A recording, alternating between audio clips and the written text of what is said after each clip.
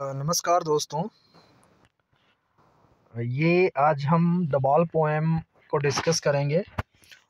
आपके सामने ये पेज खुला होगा, इसमें समरी ऑफ द पोएम लिखा है।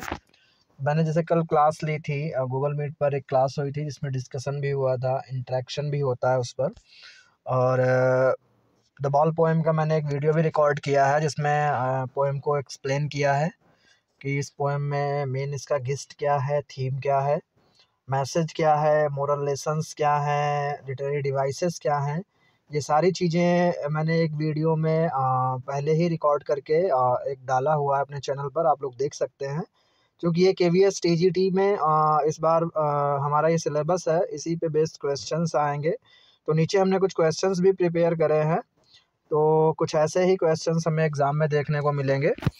तो चलिए शुरू करते हैं। जैसा कि लिखा है समरी ऑफ द पोएम। तो the ball poem as we know it, the poem is used at as metaphorically, मतलब एज ए मेटाफर यूज किया गया, एज ए सिंबल यूज किया गया, एज ए इमेजरी यूज किया गया है। तो समरी है यहाँ पे, the poet John Berryman is talking about a little boy who has lost his ball. जो पोएट हैं इस पोएम के, उनका नाम है जॉन बेरीमैन। और जॉन बेरीमैन ने इस पोएम में एक लड़के के बारे में बात कही है, एक लड़का जिसकी एक बॉल गायब हो चुकी है, जिसने एक बॉल अपने लॉस्ट कर दी है। So basically the poem is about a boy who has lost his ball. So next he was playing with his ball, means the poet wants to say that he was playing with his ball. The ball escaped from his hand and went into the nearby water body. Means when he just played with the ball and the ball just went away from his hand. क्या होता है कि ball जो है उसके हाथ से फिसल कर चली जाती है। जैसे अमूमन हम लोग भी अगर कभी कुछ खेलते हैं, ऐसा क्रिकेट है या कुछ भी, मतलब बहुत सारे प्लेज हैं जो बॉल से खेले जाते हैं। बास्केटबॉल हो गया आपका, फुटबॉल हो गया, मतलब ये सारी चीज़, वॉलीबॉल हो गया, या मतलब कोई भी ऐसा गेम जो हम लोग खेलते हैं। तो वो बॉल, मान लो वो खेल रहा था और वो बॉल उसके उसने जो भी उसको हिट किया वो चली गई। और कहाँ चली जाती है, इसमें लिखा है वाटर बॉडी। एक वाटर बॉडी मतलब कोई भी रिवर हो सकता है, कैनाल हो सकता है, आपका कुछ भी ऐसा ऐसी चीज़ जहाँ पे पानी है, तो वो पानी में चली गई। The poet says that this site of the boy losing his favorite ball made him think about the boy and his reaction to this situation. तो पोएट कहता है कि उसकी वो फेवरेट बॉल थी जिससे बहुत ज़्यादा प्यार करता था, वो बहुत ज़्यादा उसे लगाव था उस बॉल से, और जिसकी वजह से इस सिचुएशन में उस लड़के का रिएक्शन क्या था। तो यहाँ पे जैसे बॉल का मतलब लिखा फेवरेट बॉल, तो फेवरेट बॉल का मतलब हमारे जो डियर एंड नियर वंस जो हमारे होते हैं, जो ऐसे पर्सन्स जो हमारे रिलेटिव्स हैं, या रिलेटिव्स का कहने का मतलब जिनसे हमारा रिलेशन होता है, जिनसे हम अटैच्ड होते हैं, जो कहीं ना कहीं हमसे जुड़े होते हैं। यहाँ पे उन ह्यूमन बींग्स की भी बात करी जा रही है, या उन चीज़ों की भी बात करी जा रही जो चीज़ें हमसे अटैच्ड होती हैं, जिन चीज़ों से हमें लगाव होता है। वो हमारे नॉन लिविंग थिंग्स भी हो सकती हैं, जो भी हमारे बिलोंगिंग्स होते हैं, उनकी भी बात करी जा रही है यहाँ पे। तो ऐसी सारी फेवरेट चीज़ें जो हमारी होती हैं, तो वो जो हमसे जुदा होती हैं, जो हमसे वो अलग होती हैं, तो उसकी बात कर रहा है पोएट यहाँ पर। तो उस सिचुएशन में हमारा रिएक्शन क्या होता है, हमारे एक्सप्रेशंस क्या होते हैं, हमारी फीलिंग्स क्या होती हैं, हम किस तरीके से हमारे इमोशनल्स सारी चीज़ें होती हैं। The poet further says that the boy was helplessly looking into the water where his ball had gone.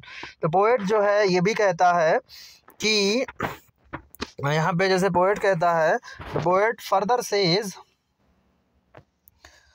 That the boy was helplessly looking, मतलब वो बिल्कुल हेल्पलेसली होता है, मतलब कुछ कर नहीं सकता सिवाय इस ग्रीफ को, इस दुख को बियर करने के। तो helplessly looking into the water, वो मतलब उसी वाटर की तरफ देख रहा है, साइलेंटली खड़ा हुआ बिल्कुल, और जहाँ उसकी बॉल चली गई, where his ball had gone.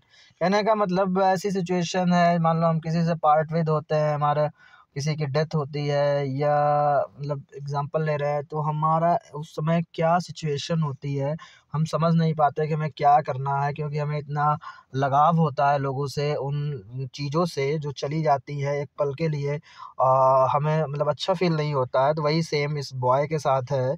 तो he was sad and was trembling with fear, और वो डरा हुआ है, जाहिर सी बात है, हम लोग भी होते हैं, हमारी कुछ चीज़ें या हमारे लोग जब हमसे दूर जाते हैं तो हम भी क्या होते हैं, डरे हुए होते हैं, हम भी काँपते हैं डर से। तो वैसे ही बॉय की कंडीशन है, वो भी काँप रहा है। He got so immersed in his sorrow that he kept standing near the harbour for a very long time. यहाँ पे हार्बर एक प्लेस ऐसा होता है जहाँ पे जो शिप्स होते हैं वो रुकते हैं, जिसको पोर्ट भी कह सकते हैं हम। तो ऐसा प्लेस जो वहाँ पे वो खड़ा हुआ है काफ़ी लंबे समय से और देख रहा है और दुखी है वो। और सिर्फ़ और सिर्फ़ वो बॉल को देख रहा है, क्योंकि उस बॉल से यहाँ पे पोएम में ये भी बताया गया, उसकी मेमोरीज़ जो है अटैच है, उसकी चाइल्डहुड मेमोरीज़ अटैच्ड हैं, क्योंकि उसी बॉल के साथ उसने खेला है, उसने टाइम स्पेंड किया है। तो बड़े दुःख की बात होती है, कुछ ऐसी चीज़ें जो हमारी होती हैं, जिनके साथ हमने बहुत ज़्यादा टाइम स्पेंड किया होता है, बहुत सारी चीज़ें, बहुत सारी यादें हमारी जुड़ी होती हैं, वो चीज़ें जब हमसे जुदा होती हैं, जब हमसे अलग होती हैं, तो हम क्या फ़ील करते हैं, मोशनलेस होते हैं, ग्रीफ़ में होते हैं, वही सारी चीज़ें इसमें बताई गई हैं। The poet says that he could console him that he may get a new ball. तो पोएट यहाँ पे ये लाइन बड़ी इंपॉर्टेंट है। पोएट कहता है कि वो चाहता तो उस लड़के को कंसोल कर सकता है, जैसे कि हमारे साथ भी होता है। जैसे हमारे साथ अगर कोई ऐसी सिचुएशन आई या कुछ हमने जिसको खोया, तो कई लोग आते हैं हमारे पास, कई लोग हमें सांत्वना देते हैं, कई लोग हमें समझाते हैं कि कोई बात नहीं, ठीक है, ये चीज़ें होती हैं, कोई बात नहीं, मतलब आपकी ये चीज़ चली गई तो दूसरी मिल जाएगी, आप दूसरा खरीद सकते हो। या ऐसे करके डिफरेंट टाइप्स ऑफ पीपल जो होते हैं हमारे आसपास, means we are surrounded by this type of people who console, जो हम लोगों को रिलीव करने की कोशिश करते हैं इन दुखों से। तो पोएट भी कहता है कि मैं चाहता तो उस लड़के से कह सकता था कि आप नई बॉल खरीद सकते हो, कि या कहता है he could also give him some money. चलो कोई बात नहीं, आपके पास पैसे नहीं, हम आपको दे दें पैसे, तो आप इससे खरीद लो। लेकिन कहता है but doing so will not do away with the feelings attached to the lost ball. लेकिन ऐसा करने से भी जो उसकी फीलिंग्स अटैच्ड हैं उस बॉल से जो खो चुकी है, तो इसमें उसका बिल्कुल भी कोई यूज़ नहीं होता। कहने का मतलब जो चीज़ चली गई वो हम हूबहू नहीं ला सकते, उस चीज़ को नहीं खरीद सकते, जो मेमोरीज़ उसके साथ हमारी जुड़ी हुई हैं वो हम नहीं वापस ला सकते। तो यहाँ पे पैसे का भी कोई मतलब नहीं है। पैसा जो होता है, मनी इज़ एक्सटर्नल हम उसे कहते हैं, वो हमारी बाहरी चीज़ों को तो हेल्प आउट करता है, बट इंटरनल जो चीज़ है, इंटरनल पीस, इंटरनल इमोशंस जो हमारे लाइफ से जुड़े हैं, वो पैसों से नहीं खरीदा जा सकता। He further says that the time has come for the boy to learn about his responsibilities. आगे पोएट ये भी कहता है कि ये सही समय है कि अब लड़का खुद जो है अपनी रिस्पॉन्सिबिलिटीज़ को समझेगा। यहाँ पे किस टाइप की रिस्पॉन्सिबिलिटी की बात हो रही है? पहली तो रिस्पॉन्सिबिलिटी ये हो गई, एज ए ह्यूमन बीइंग हमें सारी चीज़ें अपनी लाइफ में अकेले फेस करनी होती हैं। कि कहने को तो होता है कि लोग हैं हमारे आसपास, लेकिन वास्तव में जो फीलिंग्स हैं वो हम ही समझते हैं। हमें बिल्कुल अकेले डटकर इन चीज़ों का सामना करना पड़ता है। हम ही होते हैं, अगर हम इस हार्श रियलिटी को समझ जाएँ कि भाई ये जीवन है और इस जीवन में जो भी चीज़ें हैं वो परमानेंट नहीं हैं। उनका डिके, उनका डिस्ट्रक्शन, वो एक ना एक दिन डिस्ट्रॉय ज़रूर होंगी, क्योंकि ये सारी चीज़ें क्या है, मोर्टल हैं। तो मनुष्य भी क्या है, मोर्टल है, वो भी आया है, पैदा हुआ, एक दिन मरेगा, एक दिन जाएगा। तो हमें इस सिचुएशन को पता है और इसको फ़ील करना है और फेस भी करना है। ऐसी कंडीशन में हमें स्टैंड रहना है। हमें ज़्यादा मतलब ये नहीं, मतलब निराश होकर के बिल्कुल ऐसा नहीं समझना चाहिए सब कुछ हमारा ख़त्म हो गया, क्योंकि चीज़ें जो होती हैं वो एक ना एक दिन जाएँगी। तो ये हार्श रियलिटी है, तो इसको समझना चाहिए। तो वही कह रहा है कि इस रिस्पॉन्सिबिलिटी जो है ये बच्चा खुद अपने आप समझेगा कि ये आता है, ये जीवन में हर आदमी को फेस करना पड़ता है। और दूसरी रिस्पॉन्सिबिलिटी की जो बात हो रही वो है कि बहुत सारी चीज़ें जो हमारी होती हैं उनका हमें टेक केयर, ध्यान भी रखना पड़ता है। थोड़ा-सा उनको पैम्पर करना पड़ता है, क्योंकि क्या पता आज वो हमारे पास है, आज हम उनकी केयर नहीं कर रहे हैं, कल को जब वो चली जाएँगी तो हमें रिपेंट करना पड़े। या कह सकते हो जब जिस इंसान को जो चीज़ ज़रूरत थी या जिस चीज़ों को हमें करना था वो हम नहीं कर पाए, तो बाद में फिर क्या होता है, एक दिन वो सब चीज़ें चली जाती हैं और हमें रिपेंट करना होता है। तो इस रिस्पॉन्सिबिलिटी की भी वो बात कर रहा है। तो here the poet wants to say that now the boy will learn toughest lesson of life. तो यहाँ पे पोएट ये भी कहना चाहता है कि अब ये जो लड़का है ये इस जीवन का जो सबसे टफ लेसन है, जो टफ पार्ट है, जो शिक्षा है, वो सीख उसे मिलेगी। The lesson of accepting the harsh realities of life that one day in life we will lose our loved ones and our love. Reality क्या है हार्श? यही रियलिटी है कि इस जीवन में हमें एक दिन इन सारी चीज़ों को खोना पड़ेगा जो जिनसे हम अटैच्ड हैं, क्योंकि कुछ भी परमानेंट नहीं है। ऐसे ही एक और चैप्टर इसी थीम पे बेस्ड आपका है, द सरमन एट बनारस, उसमें भी इसी की बात करी गई। उसमें गौतम बुद्ध की एक स्टोरी है, तो उसमें भी यही मैसेज दिया गया है कि उसमें यही कहा जाता है कि एक औरत होती किसा गौतमी, उसका बेटा मर जाता है, तो वो मतलब इतना ज़्यादा परेशान हो जाती है, इतना ज़्यादा उसके आउट ऑफ सेंस हो जाती है कि वो लोगों से डॉक्टर के पास जाती है, इसको सही कर दो सही कर दो। तो लोग कहते हैं भाई ये मर चुका है, अभी कैसे सही होगा, कैसे ठीक होगा। तो वो फिर मतलब उसके नहीं समझ में आता, फिर भी वो दौड़ी दौड़ी घूमती है। तो एक भाई कहते चलो ठीक है, एक काम करो, एक यहाँ पे शाक्य मुनि है, उनके पास जाइए, वो इसको सही कर देंगे। जब शाक्य मुनि के पास वो पहुँचती है तो वो कहते हैं कि ठीक है ये आपका बेटा सही हो जाएगा, लेकिन उसमें आपको एक चीज़ करनी पड़ेगी। वो कंडीशन ये है कि आप जाइए मस्टर्ड के सीड्स लेकर आइए और वैसे घर से लेकर आइए जहाँ पे आज तक कोई मरा ना हो। मतलब न तो किसी के रिश्तेदार मरा हो, ना किसी का भाई मरा हो, ना किसी का पिता मरा हो, ना किसी का बाबा मरा हो, ना किसी का कोई डियर एंड नियर वंस मरा हो, ना किसी का फ्रेंड मरा हो। ऐसा कोई घर हो, वो सरसों के दाने वहाँ से आने चाहिए जिस घर में कोई ना कोई मतलब मरा ना हो। तो वो जाती है, सबसे मांगती है, तो कंडीशन भी अपनी रखती है। तो उसे पता चलता है कि इस दुनिया में जितने भी घर हैं वहाँ कोई ना कोई मर चुका है उनके पूर्वजों में। तो वो हार्श रियलिटी है, तो उसी की शिक्षा उसमें भी देते हैं। तो यहाँ पर भी वही थीम है। तो फिर ये द बॉल पोएम जैसे कि यहाँ पे दिया है आपका, इसमें कन्फ्लिक्ट की बात हो रही है कि the money brings A twist in poem and tells us that all things can not be procured with.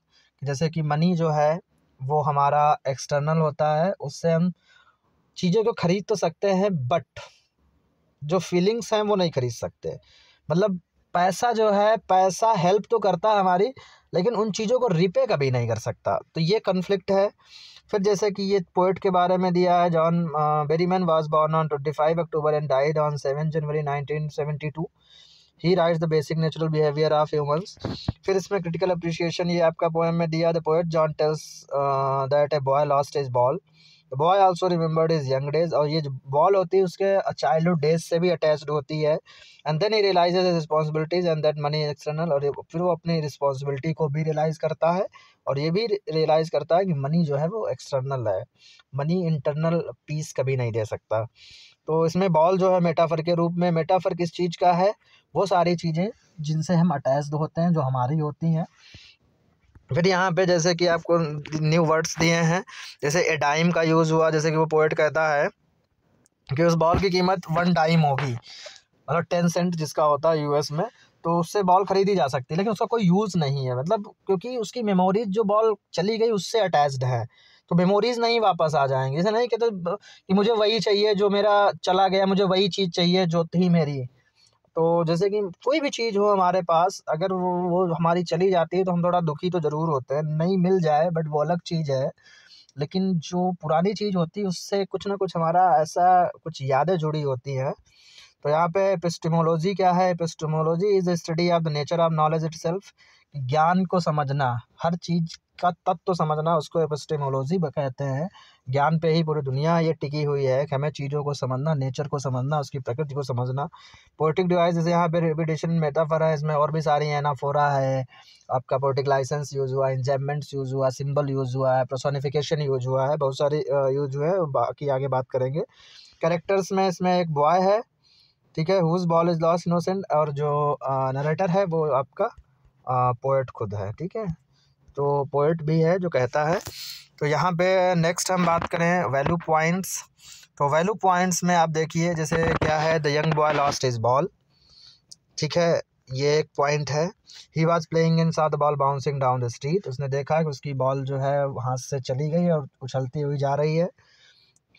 Then in the end the ball well down into the water and lost for ever. फिर ball जो है पानी में गिर जाती है, हमेशा के लिए गायब हो जाती है, हमेशा के लिए उससे दूर चली जाती है। फिर उसके बाद boy sees everything happening before his eyes. अब वो सारी चीज़ें असहाय होकर खड़ा ये सब देख रहा होता है। He only stand there helplessly mourning at the loss of the ball and he just moans, मतलब कुछ नहीं कर सकता, विलाप करता है। फिर जैसे लिटरेरी डिवाइसेस आपका यहाँ पे है। लिटरेरी डिवाइसेस में अगर हम बात करें यहाँ पे, जैसे anaphora use the repeated verse in 2 or more line, जैसे what is the boy, what and merely bouncing merely over. तो जैसे एनाफोरा एंड रिपीटिशन एक होता है आपका, जैसे कि यहाँ पे दिया भी है नीचे रिपीटिशन।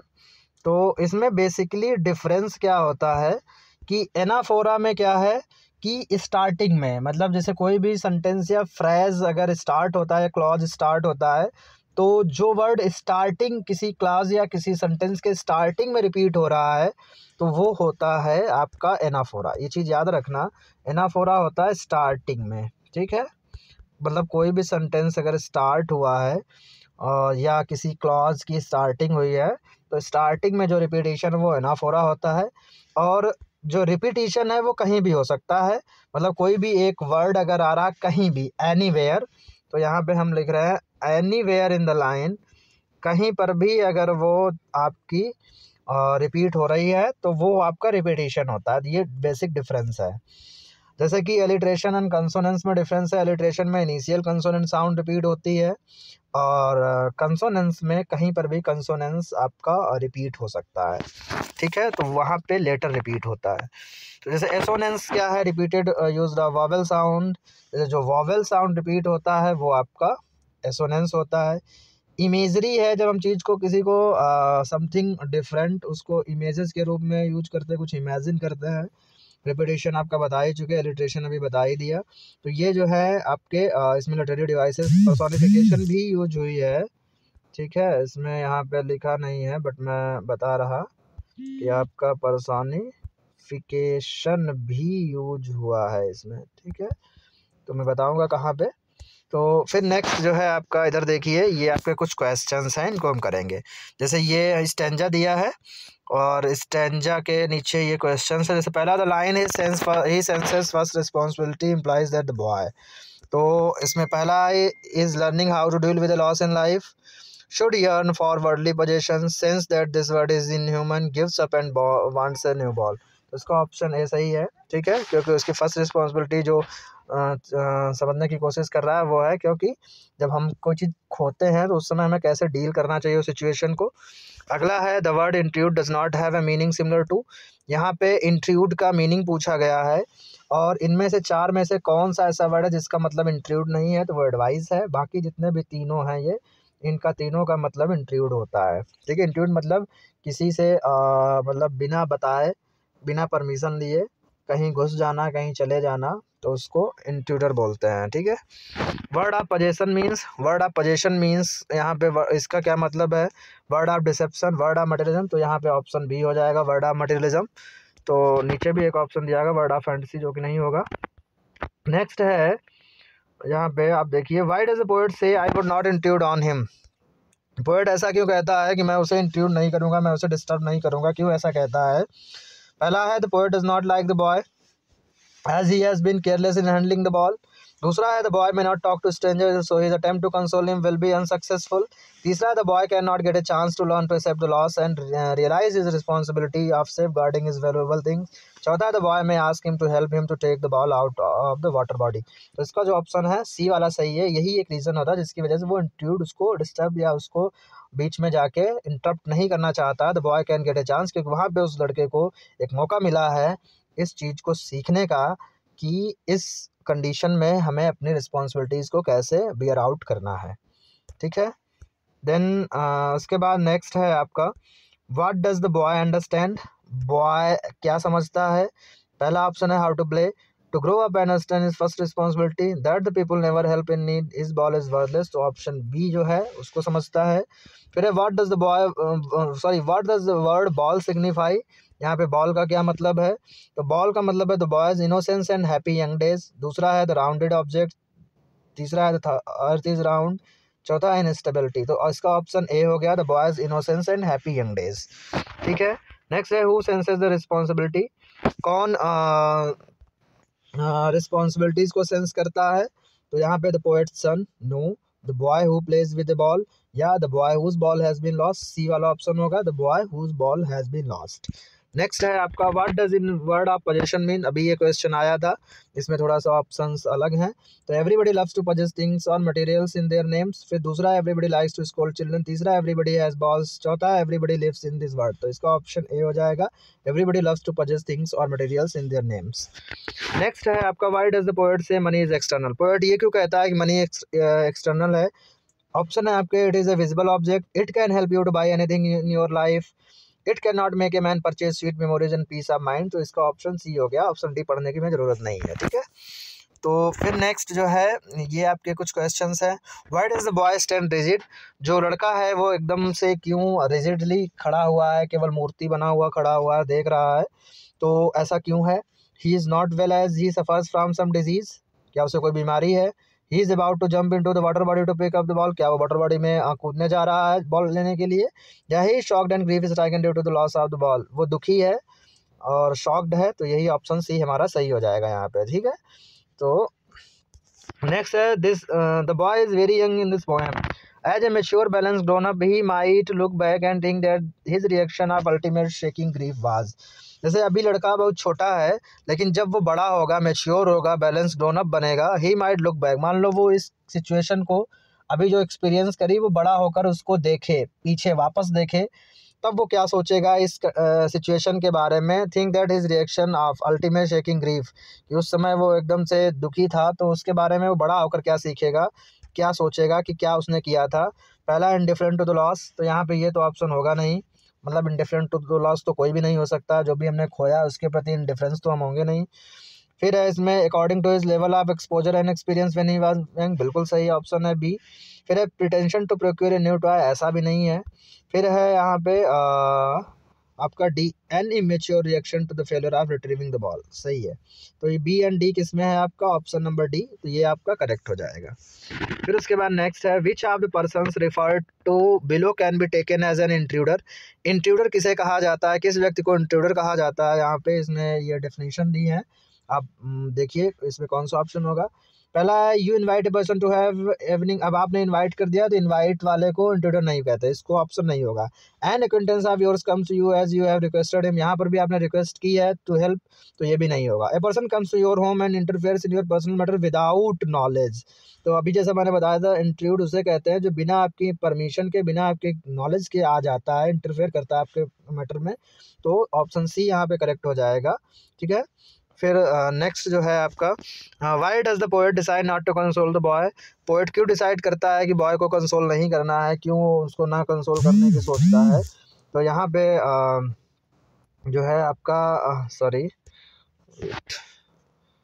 तो ये क्यों ऐसा सोचता है? तो he does not want to get involve with the affairs of a strange boy, या he thinks that the boy will not accept his suggestions, या it will be of no use as the boy has to cope up with his loss alone. तो C option यहाँ पे बिल्कुल सही है, क्योंकि वो कहता है कि वो बच्चा खुद समझेगा, तो उसको अकेले समझने दो, मुझे इंटरप्ट करने की कोई ज़रूरत नहीं है।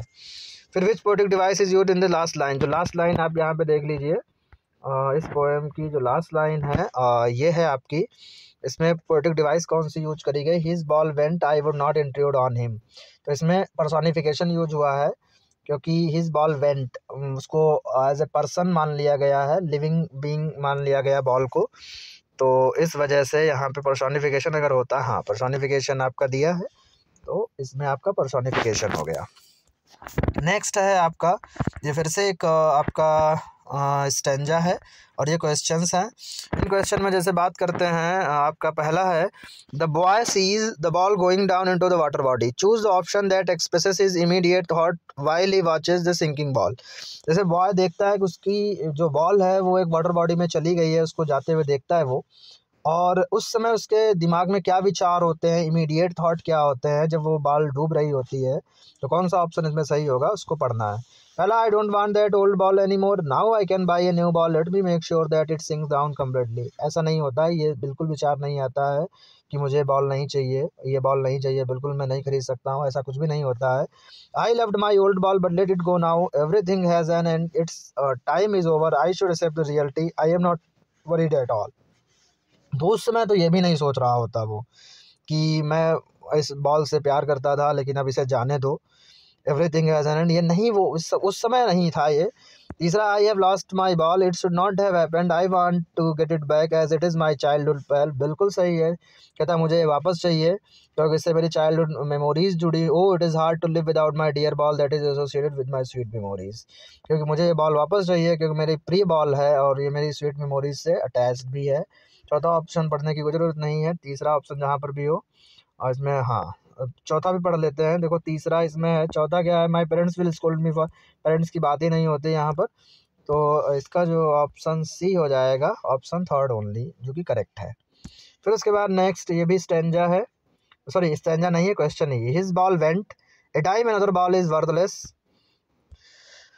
balls will be lost always. In these lines the ball is personified. You can see some extract from different poem. Choose the extract in which the same poetic device is used. जैसे जो lines लिखी हैं इसमें इन्होंने कहा है ball को personify किया गया है, मतलब यहाँ पे पर्सोनिफिकेशन यूज किया गया है। तो क्वेश्चन भी यही है कि जो नीचे कुछ लाइंस दी हैं, इन लाइंस में बताइए किन किन लाइंस में पर्सोनिफिकेशन का यूज किया गया है। तो पहला हम पढ़ेंगे, sing to me autumn with the rustle of your leaves. बिल्कुल सही बात है, यहाँ पे ऑटम सिंग गाना गा रहा है, तो बिल्कुल पर्सोनीफाई किया गया आटम को। फिर the stars winged at me, stars को भी यहाँ पे विंग्ड एट मी मतलब वो कर रहे हैं, तो यहाँ पर भी जो है आपका पर्सोनिफिकेशन यूज हुआ है। बाकी I can sing on this play gym just like a monkey, Peter Piper pick. तो यहाँ पे ऑप्शन 1 और 2 किसमें है, बी। तो आपका बी वाला सही हो गया, ठीक है। बाकी नीचे तो ऐसे कोई ऑप्शन नहीं है। Pick the option that showcases an example of alliteration from the extract. Alliteration का कौन सा एग्जाम्पल है इनमें से पूछा गया है। तो एलिट्रेशन की बात क्योंकि repeated consonant sound, initial consonant sound repeat होती है, तो यहाँ पे who has lost his ball इसी में रिपीट हुई है। हैज़ हिज की जो है एच और एच जो है यहाँ पे रिपीट हो रहा है, इसलिए इसी में क्या हो गया आपका एलिट्रेशन हो गया। नेक्स्ट है, why doesn't poet console the boy by saying oh there are other balls. Poet उस लड़के को क्यों कंसोल नहीं करता है ये कहकर के कि यहाँ अन्य बाल और अन्य गेंद भी हैं, बॉल्स हैं जो आप खरीद सकते हो, क्यों नहीं कहता है। पहला, the last ball and the memories connected with it can not be replaced by any other ball. अभी मैंने एक्सप्लेन किया था, इसका पहला ही ऑप्शन हो जाएगा। जैसा कि वो कोई भी बॉल खरीद ले उस चीज़ को रिप्लेस नहीं किया जा सकता है। The boy was very happy the loss of the ball, बिल्कुल नहीं ऑप्शन होगा। देन द बॉय में demand him to buy a new ball, नहीं होगा। He was not interested to converse with the boy, ऐसा भी नहीं होगा। नेक्स्ट है, what happened to the boy, boy के साथ क्या हुआ है। He was injured, he lost his way back home, he lost his ball, तो सी वाला है, ही लॉस्ट हिज बॉल, इसका ऑप्शन ये सही हो जाएगा, ठीक है। नेक्स्ट है आपका ये, what is the boy learning, boy क्या सीख रहा है। तो the boy is learning what is right for his age, नहीं होगा। The boy is learning to cope up with the loss, बिल्कुल सही बात है। तो लॉस के साथ कैसे कोप अप करना है यही वो सीख रहा है वहाँ पर, तो ऑप्शन बी हो गया। नेक्स्ट है, the boy is learning how to stand up, ये भी नहीं होगा। The boy is learning what every man knows, ये भी नहीं होगा। नेक्स्ट क्वेश्चन है, why are boys eyes desperate, boys की जो आईज हैं वो डिससेपरेट क्यों है, desperate क्यों है। The boy's eyes looks desperate as he is learning something hard. The boy's eyes look desperate as he cannot see what he wants. The boy's eyes looks desperate as he is sad to see his ball gone forever. बिल्कुल सही बात है, इसीलिए desperate लगता है उसकी आंखों में। सी जो है यहाँ पे आपका करेक्ट ऑप्शन होगा। फिर उसके बाद नेक्स्ट है, what do you mean by epistemology of loss. Epistemology of loss का क्या मतलब हुआ यहाँ पर। तो एपिस्टेमोलॉजी ऑफ लॉस का मतलब है, पहला option epistemology of loss means to understand little about loss. फिर दूसरा है epistemology of loss means to understand the loss in general. तीसरा है epistemology of loss means to understand the nature of loss. चौथा है epistemology of loss means to understand something about loss. तो इसका C option बिल्कुल correct है, nature of loss को समझना, और यहाँ पे एपिस्टेमोलॉजी उसी के ज्ञान की बात कर रहे हैं, यहाँ पर सी हो गया। फिर what every man needs to know one day means मनुष्य को क्या एक दिन सीखने की ज़रूरत है, ठीक है, क्या ज़रूरी है उसको जानना, किस ज्ञान की बात कर रहे हैं यहाँ पर जो मनुष्य को पता होना चाहिए। पहला, every man needs to know not any loss would occur to him, every man needs to know all loss would occur only to him, या every man needs to know no loss would occur to him as to bear it up, every man needs to know one day that loss may occur to him and he would to bear it up. बिल्कुल सही, D वाला option है, हर मनुष्य को ये जानना है, सीखना चाहिए कि लॉस जो है वो इनएविटेबल है, जो कभी भी आ सकता है, और उस कंडीशन में हमें कैसे उसको बियर करना है, कैसे सहन करना है उस चीज़ को, तो इसी की जानकारी वो देना चाहता है। What does the poet mean by how to stand up? यहाँ पे पोएट का क्या मतलब है हाउ टू स्टैंड अप से? तो यहाँ पे पहला ऑप्शन है हाउ टू स्टैंड स्टेट, दूसरा है how to bear physical strain, तीसरा है realities how to be brave in facing. बिल्कुल सही बात है कि जो सच्चाइयाँ हैं, रियलिटीज़ हैं, उनमें उनको फेस करने में हमें बहादुर होना चाहिए, और मतलब डटकर उनका मुकाबला करना चाहिए। किसी भी कंडीशन में हमें बिल्कुल ब्रेक डाउन नहीं करना चाहिए खुद को। तो ये थे। फिर कुछ क्वेश्चंस और भी हैं, जैसे ये starting down all is young days into the harbour where is ball went why was a boy much grief stricken. ये लाइन यूज़ हुई है, तो पूछा गया है कि जो लड़का है वो क्यों दुखी है। पहला, it was a costly ball that he had lost, ball जो है बहुत महंगी होती है। दूसरा, he would not be able to purchase another ball immediately, वो इतना मतलब उसके पास कंडीशन नहीं है एक दूसरी बॉल खरीद सके। तीसरा, he sweet childhood memories also would vanish away along with the ball. चौथा, he had known earlier that it had been responsible to keep the ball safely. तो बिल्कुल सही बात है, यहाँ पे डी वाला ऑप्शन हो जाएगा।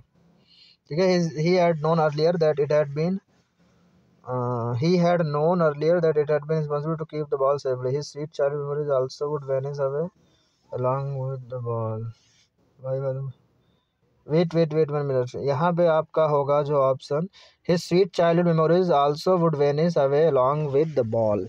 ठीक है, क्योंकि इस वजह से वो जो है बहुत ज़्यादा ऑल इज यंग डेज की बात हो रही है। तो यहाँ पे मैं ऑप्शन वेट इसको मैं करेक्ट कर रहा हूँ, तो इसका होगा सी वाला, हिज चाइल्डहुड मेमोरीज़ की यहाँ पे बात हो रही है। तो इसी की वो कहते हैं कि चाइल्डहुड मेमोरीज उससे अटैच्ड हैं, तो जिसकी वजह से वो मतलब थोड़ा सा ग्रीफ स्ट्राइकन है, जिसकी वजह से वो मतलब बहुत ज़्यादा दुखी हो जाता है। तो इसमें जो है आपका ये वाला हो जाएगा। ठीक है, नेक्स्ट फिर हम बात करते हैं आपका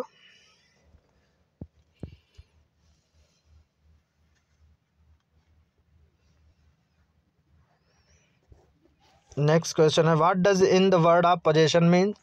यहाँ पे वर्ड ऑफ पोजेशन का क्या मतलब है? तो यहाँ पे हो जाएगा आपका the private world of the boy and his family, या the materialistic world in which everyone desire to down various things, the boys room in which all play time, the water body. तो यहाँ पे B वाला हो जाएगा। ठीक है, the materialistic world in which everyone desires to down various things. ठीक है,